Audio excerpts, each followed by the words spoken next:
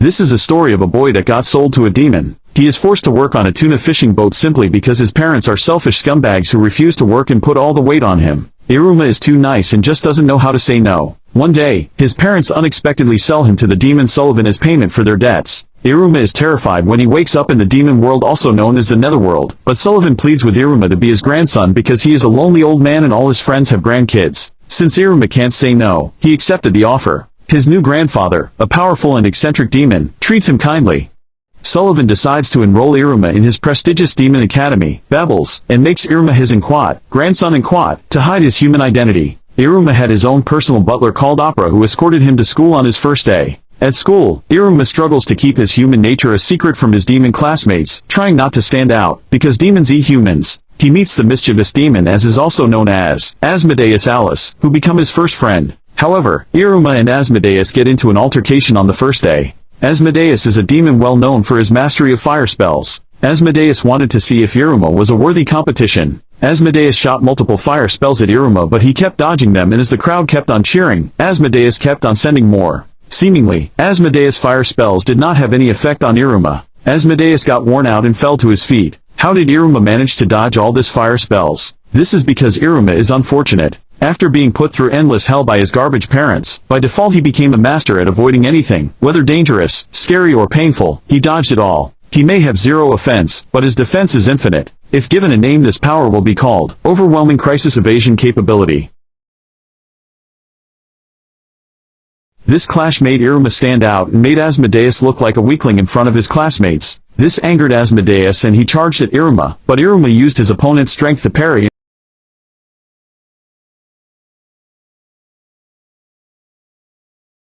When Asmodeus got caught off guard, Iruma executed a perfect German suplex. This caused more commotion as Iruma earlier chanted a forbidden spell at the school entrance ceremony, and now he gave the head of the class a concussion as well as saving a girl's life. This made Asmodeus subject to Iruma and started their newfound friendship as Asmodeus bowed to Iruma. Iruma also encounters the arrogant demon Caligo, who is Iruma's teacher but suspects Iruma is hiding something. It's Iruma's first day of school and it is the day of the familiar summoning ritual.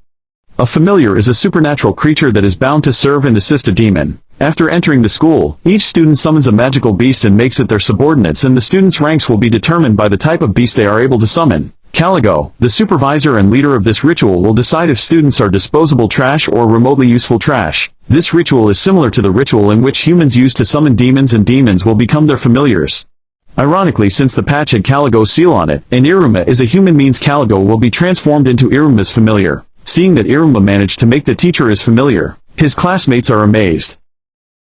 Caligo tried to attack Iruma, but if a familiar disobeys its master, there will be consequences. Caligo ended up getting sick from the shock and Iruma's rank was never determined. Iruma's news spread even further as he became the demon that made another demon his familiar, causing him to stand out. Iruma and Asmodeus encounter a rather strange girl named Clara. She is very clingy, so people avoid her. Iruma, who is a total pushover and can decline a request from anyone, accepts to be her friend. Because of her friendly yet strange demeanor, some students seem to be taking advantage of her. Iruma had become closer to both Asmodeus and Clara. They started picking him up from his house to walk to school together. Iruma struggling to keep up with the fast-paced and chaotic schedule of Babel's School for Demons. He has a hard time adjusting to the school's unusual customs, like the strict dress code and the bizarre nature of the classes. Iruma, Asmodeus, and Clara find themselves in the infamous Inquat, misfit class Inquat, a class filled with outcasts and troublemakers at Babel's School for Demons. Almost immediately, the cunning demon Sabnik Sabro declares Iruma his rival, determined to surpass him and become the next Demon King. The Demon King is the monarch of the Netherworld and all its inhabitants. However, the Demon King's throne has sat empty for ages. As their first class in the Misfit class begins, the students are tasked with a high-stakes flying race through the treacherous Warbling Valley and Cutthroat Valley. The valleys are filled with dangerous obstacles and hazards that the students must navigate. Iruma, despite his lack of demonic abilities, is determined to do his best and not let his friends down. Iruma's classmates face various challenges as they navigate through the valley. Sabnik, determined to prove that he is worthy to be the Demon King, passes through the Cutthroat Valley, which is the most dangerous route to the finish line, but it is shorter. The Cutthroat Valley is protected by a giant bird who is called the Guardian. As Sabnik advances, he encounters the Guardian. Since Iruma is human, he can't fly. After being pushed off the cliff, Iruma was caught by some rather curious demon crows as he was falling. There was a brief yet intense battle, but afterwards made him their food. The crow dropped Iruma in its nest, where meets a demon bird who is hurt and in distress. Iruma helps the bird treat with its wound. Apparently human blood can instantly heal demons. Iruma rides on the back of the demon bird through Cutthroat Valley. Sabnik faced challenges as he had to battle with the Guardian. All of his attacks were apparently useless against the Guardian, including his strongest attacks, but Sabnik refused to give up. After being beat up badly by the Guardian, Sabnik thought all hope was lost. Iruma jumped in and saved Sabnik. The demon bird Iruma helped was the child of the Guardian, and the Guardian was angry cause her child was injured. Iruma and Sabnik surrendered to the Guardian, and the Guardian and its mother bowed to Iruma. This made Sabnik to see Iruma in a new light and respect Iruma. All Iruma's classmates thought he got lost or got killed during the race, but surprisingly for them, Iruma and Sabnik came back flying on the back of the Guardian. Iruma's quick thinking and the timely intervention of his friends allow him to narrowly emerge victorious. Iruma's classmates, even the former skeptics, started to see his true potential. Saburo, while frustrated by his defeat, becomes even more determined to surpass Iruma and cement his position as the future Demon King. This solidified Iruma's standing in the Misfit class, while also setting the stage for an ongoing rivalry with the ambitious Saburo. During the race, a rank owl was watching and keeping track of every move of each student, and the rank owl gives out ranking badges to students. When Iruma went to take rank from the pocket of the rank owl's belly, the owl screams loudly and fly away, leaving the gluttonous feet a ring. The ring is a magical piece that stores the wearer's powers, but as it empties, it will try to eat any power available close by. A scroll predicted the coming of the Demon King, saying, "He will make one in all his servants, he shall form blood pacts and heal all demonkind, he shall descend from a foreign realm and wear a secret golden ring on his right hand." As Iruma navigates the complexities of the demon school, he unexpectedly bumps into Ameri, one of his classmates, in the hallway. To Iruma's surprise, he discovers that Ameri has in her possession a shoujo manga from the human world called Inquat, First Love Memories Inquat, a book that is considered a forbidden text in the netherworld. Ameri, who had previously been convinced that Iruma was a human in disguise, is caught off guard by this encounter. She had secretly been reading the forbidden manga, intrigued by the human world and the concept of Inquat, First Love Inquat, that it portrayed. Seeing Ameri with the forbidden book, Iruma realizes that he has an opportunity to potentially gain an ally in his efforts to conceal his human identity. He approaches Ameri, and the two engage in a delicate exchange, with Iruma hinting that he too has knowledge of the human world and its forbidden texts. Ameri, recognizing the potential risk of being discovered with the manga, is initially wary of Iruma. However, as they discuss the book and Iruma's apparent familiarity with it, a sense of understanding begins to grow between them. Realizing that Iruma may not be a threat, and that he may even share her curiosity about the human world, Ameri slowly opens up to him. She confides in Iruma about her fascination with the concept of Inquat, First Love Inquat, and the emotions depicted in the manga, which are considered taboo in the demonic society. This unexpected encounter sets the stage for a deeper bond to form between Iruma and Ameri. Iruma sees an opportunity to potentially gain a trusted ally, while Ameri begins to see Iruma in a new light, as someone who might understand her forbidden interests and provide a safe haven for her to explore them. Iruma soon learns that a critical promotion exam is coming up in just a week's time at the demon school. The exam will involve a game called Inquat, Execution Cannonball Inquat, a high-stakes competition that bears a striking resemblance to a game played in the human world. Upon realizing this, Iruma becomes acutely aware of the vast gap between his own abilities and those of his demon classmates. While they have been honing their demonic powers for years, Iruma, as a human, lacks the innate magical prowess required to excel at such a challenge. Determined not to be left behind and expose his true nature, Iruma decides to take drastic action. He begins to secretly train and practice for the upcoming exam, pushing himself to the limits in order to catch up to his classmates. As the exam date approaches, Iruma becomes increasingly anxious, knowing that any misstep could jeopardize his cover. He continues to push himself, driven by the fear of being exposed as a human and the desire to protect his newfound friendships. While Iruma's intensive training will be enough to help him navigate the treacherous Execution Cannonball exam and maintain his cover as a demon among his peers, we will find out soon enough. The day of the highly anticipated rank promotion test has arrived, and the students at the demon school are gathered to participate in the Execution Cannonball challenge. Iruma, having trained diligently in preparation for this moment, is ready to face the test. However, to Iruma's surprise, he ends up on a different team than his close friend Asmodeus. Undeterred, Iruma steels his resolve, knowing that he must rely on his own abilities to succeed. As the game begins, Iruma's classmates start to showcase their diverse and formidable demonic powers. They utilize a wide array of magical abilities to enhance their performance in the Execution Cannonball challenge, from summoning powerful spells to manipulating the environment. Iruma watches in awe as his peers demonstrate their mastery of demonic magic, further highlighting the stark contrast between their abilities and his own human limitations. However, he refuses to be deterred, drawing upon the skills he has honed through his intense training. Despite being on opposing teams, Iruma and Asmodeus find moments to work together, using their combined wits and teamwork to navigate the treacherous challenges of the game. The other students, impressed by their coordination, begin to take notice of Iruma's growing prowess. As the match progresses, Iruma surprises everyone with his resourcefulness and quick thinking, utilizing his human knowledge and problem-solving skills to overcome obstacles that his demonic classmates struggle with. As the execution cannonball challenge reaches its climactic conclusion, a new development arises at the demon school, the arrival of a new teacher named Boss Robin. Boss Robin is immediately recognized as a unique individual, displaying an innocent and fearless demeanor that sets him apart from the other, more jaded demon teachers. His first lesson for the students involves interacting with their familiars, a concept that sends Iruma into a state of pale-faced panic. You see, Iruma's familiar happens to be none other than the intimidating and formidable teacher, Caligo. The very thought of having to publicly interact with his seemingly unapproachable familiar fills Iruma with dread, as he fears it could expose his true human identity. However, Iruma's determination to maintain his facade and climb the ranks of the demon school takes precedence.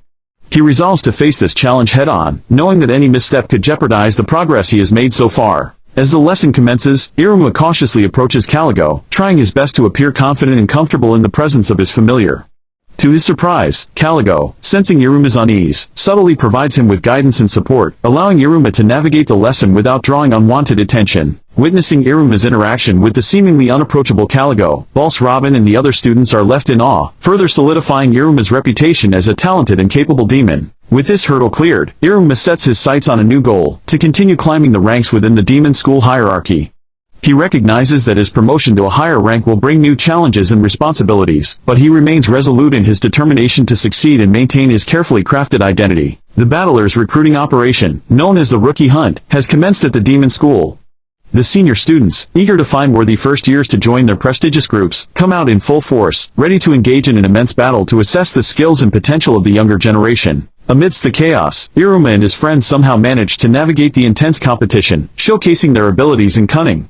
Despite the overwhelming power of the senior students, Iruma and his classmates demonstrate their resilience and determination, leaving a lasting impression on the battler recruits. With the initial round of the Rookie Hunt behind them, Iruma and his friends decide to explore the various battler groups on campus, curious to learn more about the different factions and the opportunities they present. As they wander through the bustling school grounds, Iruma's attention is suddenly drawn to his mysterious ring, which begins to behave in a peculiar and uncontrolled manner. The ring, a symbol of Iruma's hidden identity as the future demon lord, starts to glow and emanate a powerful aura, causing Iruma to panic. Frantically, Iruma tries to conceal the ring's strange behavior, but his efforts are in vain as the erratic energy from the ring attracts the attention of a senior student, who happens to be a member of one of the prestigious battler groups. The senior, intrigued by the mysterious power emanating from Iruma's ring, approaches him with a keen interest. Iruma, caught off guard and fearing the exposure of his true identity, finds himself in a precarious situation, forced to confront the senior and navigate this unexpected encounter. As Iruma finds himself in a precarious situation, facing the senior student Amy Kiriwo, the scene shifts to the magical apparatus battler room, a space filled with an array of strange and intriguing gadgets. It is here that Iruma and Kiriwo cross paths once more. The senior, seemingly intrigued by the power emanating from Iruma's mysterious ring, engages him in conversation, allowing Iruma to learn more about Kiriwo's dreams and aspirations. Kiriwo shares a glimpse into their ambitions, revealing a deep fascination with the cutting-edge magical technology and inventions housed within the magical apparatus battler room. Iruma, ever the observant one, listens intently, gathering insights that may prove useful in navigating this delicate encounter. Meanwhile, the anticipation builds as Babbles prepares to host its annual battler party. This event provides an opportunity for all the new students to promote the battler group they have joined, showcasing their skills and abilities to their peers in the larger demon community. As Iruma's guardian, the enigmatic Sullivan, looks forward to witnessing Iruma's participation in the battler party. A separate storyline unfolds. Iruma, while managing the situation with Kiriwo, finds himself drawn to the T, a mysterious and alluring location within the demon school. As the anticipation for the Babbles battler party builds, a startling development occurs. Sullivan, Iruma's enigmatic guardian, is apprehended by the Demon Border Patrol on suspicions of unlawfully entering the human world. Despite the setback, Sullivan remains steadfast in his desire to attend the battler party and see his beloved in Quat, Iruma-kun. In Quat, he is determined to find a way to overcome this obstacle and make it to the event, unwilling to miss the opportunity to support Iruma. Unaware of the situation with Sullivan, Iruma is fully focused on preparing for his presentation at the battler party. He brainstorms various ideas, trying to devise a unique and impressive showcase that will captivate the audience. After careful consideration, Iruma and his friends settle on a plan to create something they call in Quat, Fireworks in Quat, a spectacular display of magical explosions and light that they believe will leave a lasting impression. With the help of their classmates and the resources available in the magical apparatus battler room, Iruma and his team work tirelessly to bring their firework creation to life. They meticulously design the intricate mechanisms, imbue them with powerful magical properties, and rehearse the presentation to ensure a flawless execution. As the battler party draws near, the tension builds. Iruma is filled with a mixture of excitement and apprehension. However, as Iruma sets out to find Kiriwo, an unexpected development occurs. His mysterious ring suddenly starts to drag him, leading him on a winding path through the halls of Babbles. Iruma, intrigued by the ring's behavior, follows its guidance, which eventually leads him to a hidden and secluded room deep within the school.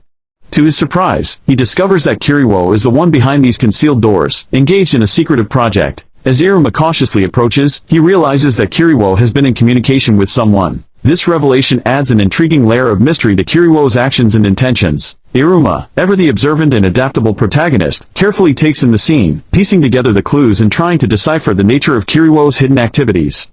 The powerful and influential senior's involvement in this clandestine project raises questions about the potential consequences and implications for Iruma and the upcoming battler party. Iruma finds himself once again in a delicate situation, balancing his desire to uncover the truth with the need to maintain his carefully cultivated facade as a demon. Iruma, listening intently, learns that Kiriwo's dream is to create a world where all demons, regardless of their magical power, would be treated as equals. This sentiment resonates deeply with Iruma, who has experienced the challenges of navigating the demon hierarchy and social structures. Moved by Kiriwo's noble vision, Iruma proposes a bold plan. They should aim for the grand prize at the upcoming Babbles Battler Party. If they are able to secure this prestigious award, it would showcase the remarkable efforts and capabilities of Kiriwo and the Magical Apparatus Battler Club, commanding the attention and respect of even the highest-ranking demons. Iruma recognizes that this could be a pivotal moment, one that could help bring Kiriwo's dream closer to reality. By demonstrating the power and ingenuity of the Magical Apparatus Battler Club, they have the opportunity to challenge the established norms and prejudices that often hinder the progress of less powerful demons. With a renewed sense of purpose, Iruma and Kiriwo work tirelessly to fine-tune their firework display, pouring their hearts and souls into creating a spectacle that will captivate the battler party audience. The other Battler Club members, inspired by Kiriwo's vision and Iruma's unwavering dedication, rally behind the cause, determined to give it their all. As the battler party approaches, the anticipation builds not only among the students but also within the wider demon community. The prospect of an underdog battler club potentially claiming the grand prize sparks a wave of curiosity and excitement, with many eagerly awaiting the outcome. Iruma, navigates students. He must make difficult decisions and confront his own limitations while maintaining his composure and leadership. Meanwhile, the rest of the students and teachers, including the ever-vigilant Caligo, are left to grapple with the implications of this unprecedented lockdown. They must work together to maintain order, provide comfort, and seek a means of escaping the invisible prison that has enveloped Babbles. This builds towards a crescendo of tension and uncertainty, as Iruma's search for Kiriwo intertwines with the broader efforts to understand and overcome the mysterious barriers that have trapped them all within the confines of the school. As Iruma makes his way to the hidden room, he is confronted with a startling revelation. Kiriwo, the visionary leader of the Magical Apparatus Battler Club, has taken a dark turn. Kiriwo now appears completely different from the Kiriwo that Iruma had come to know and respect. With a twisted grin, Kiriwo proclaims that he intends to use the very fireworks that the Magical Apparatus Battler Club had created for the Battler Party to instead blow up the entire Babbles Academy. Iruma is taken aback, struggling to reconcile this sinister plot with the noble dream of equality that Kiriwo had once expressed. Sensing Iruma's mounting disbelief, Kiriwo then shares a harrowing account of his childhood, a tale of mistreatment, discrimination, and a burning desire for revenge against the very system that had oppressed him and other less powerful demons. Iruma is forced to confront the true demon side of Kiriwo, a side that has been forged by years of pain and a seemingly unquenchable thirst for retribution. Kiriwo's past has shaped him into a figure consumed by a twisted sense of justice, willing to resort to extreme measures to upend the established order, even if it means destroying Babbles and everyone within it. As Iruma listens, he is torn between his loyalty to Kiriwo and his desire to protect the school and his friends. He realizes that this is no longer a simple matter of achieving a grand prize at the Battler Party, but a high-stakes battle for the very soul of the demon world. Iruma must now make a critical decision. Will he be able to reason with the embittered Kiriwo and convince him to abandon his destructive plan, or will he be forced to confront his friend-turned-adversary in a desperate attempt to save Babbles and all those he holds dear? Spirit of the Babbles Academy community. The highly anticipated Battler Party prize ceremony is now underway, and the air is thick with anticipation. Commanding the attention of the packed auditorium. Iruma holds his breath, his heart pounding with nervous excitement. As the host calls out the name of the grand prize winner, action still looms large, a reminder of the fragility of their success and the need to find a way to truly honor Kiriwo's original vision. In the aftermath of the Battler Party, Iruma's personal life and the larger societal forces at play begins to blur, leaving Iruma to grapple with the realization that his story is far from over. Iruma had finally started should be allowed to stay in the netherworld. Seeing that Iruma seems troubled, Asmodeus and Clara decide to cook for him. But Clara's mother's recipe is filled with items that even Asmodeus doesn't know about. The two end up having a cooking mishap. The cooking mishap serves as a poignant reminder that Iruma's place in the netherworld is not just tolerated, but cherished by those who have welcomed him into their lives. With this realization, Iruma's sense of belonging is strengthened, and he embraces the unique opportunities that await him in this extraordinary realm. Make sure to like,